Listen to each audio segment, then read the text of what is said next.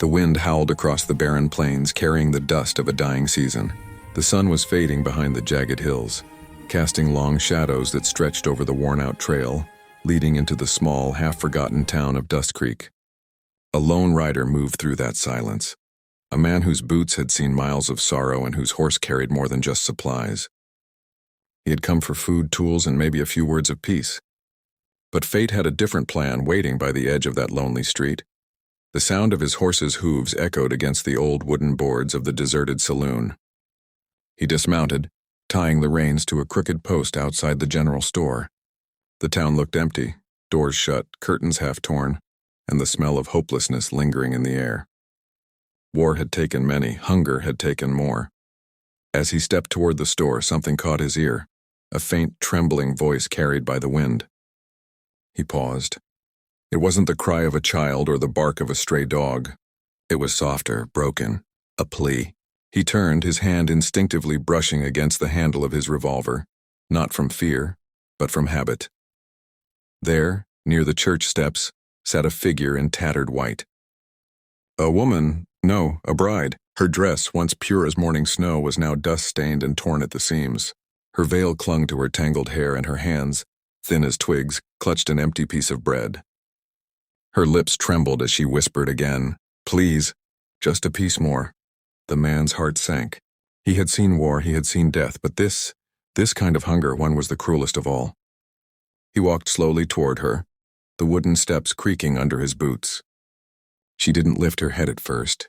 Maybe she was afraid, or maybe she had begged too many times and found no mercy left in men. "Ma'am," he said softly, his voice roughened by dust and years. "You all right?" She shook her head weakly. "No one's all right here," she murmured. "Not since the storm. Not since the men left." Her voice cracked as she looked up, eyes hollow, cheeks pale. "They took the food, the grain, everything. I was left waiting for someone who never came." He looked at her dress again, a wedding gown, faded and torn. "You waitin' for your husband?" he asked gently. Her eyes glistened. "He was supposed to meet me here, to take me away, but it's been 3 months. Maybe he found someone stronger. Maybe he didn't make it." The man didn't answer right away. He knelt beside her, reaching into his saddlebag. Inside was a loaf of bread, and old but enough. He tore it in half and offered it. She stared at it like it was gold. "You sure?" she whispered. He nodded once. "I can always get more." She took it with trembling hands, whispering a prayer between each bite. He watched in silence, the kind that carries more weight than words. When she finished, she leaned back against the wooden step, tears rolling down her cheeks. "I used to dream of flowers, of laughter, of music," she said. "Now I just dream of bread." He looked around the quiet town, the boarded-up windows, the silent bell tower, the dust swirling where children once played. "This town used to be alive," he muttered. "It was," she said softly, "until the drought came, then the sickness, then the men with guns. They said they'd protect us, but they took what little we had." He clenched his jaw. He knew that story too well.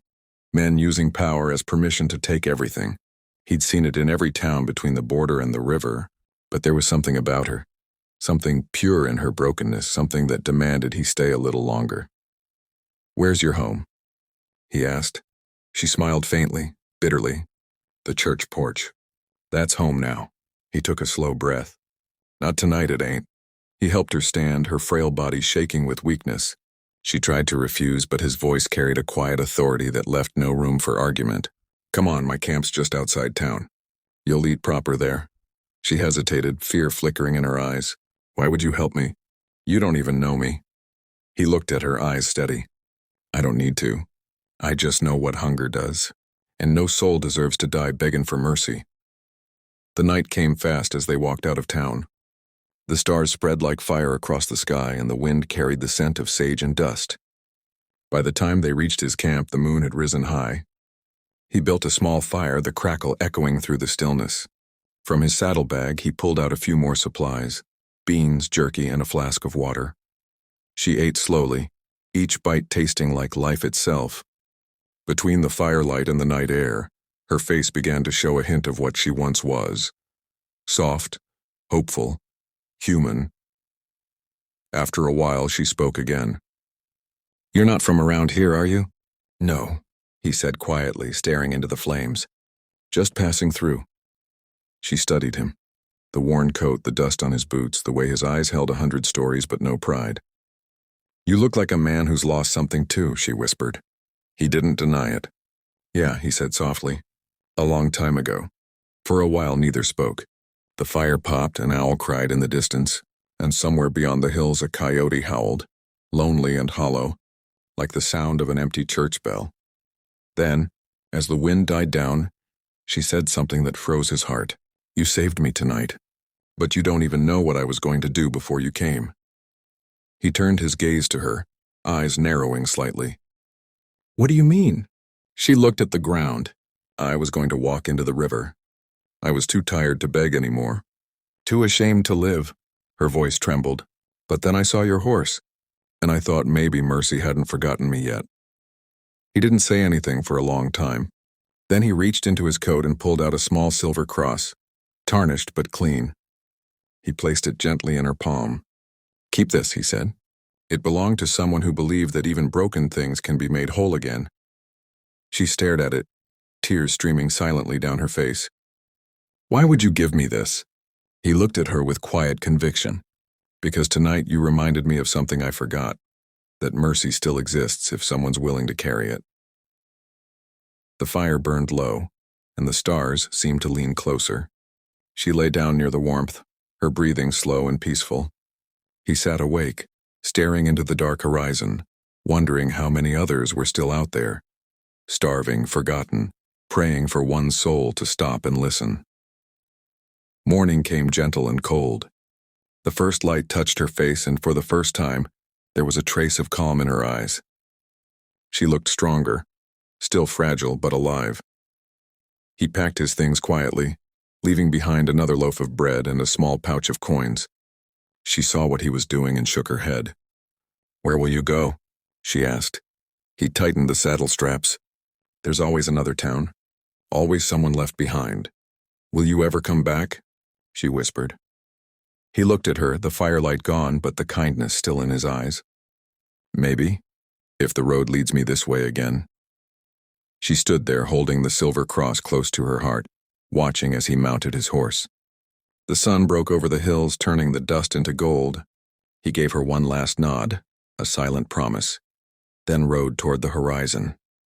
Behind him the wind carried her voice, faint but full of hope.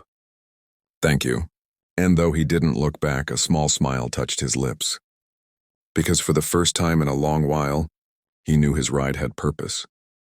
The town of Dust Creek would remember that day, not for what was taken, but for what was given back. Mercy, and the belief that kindness can still survive even in the harshest deserts.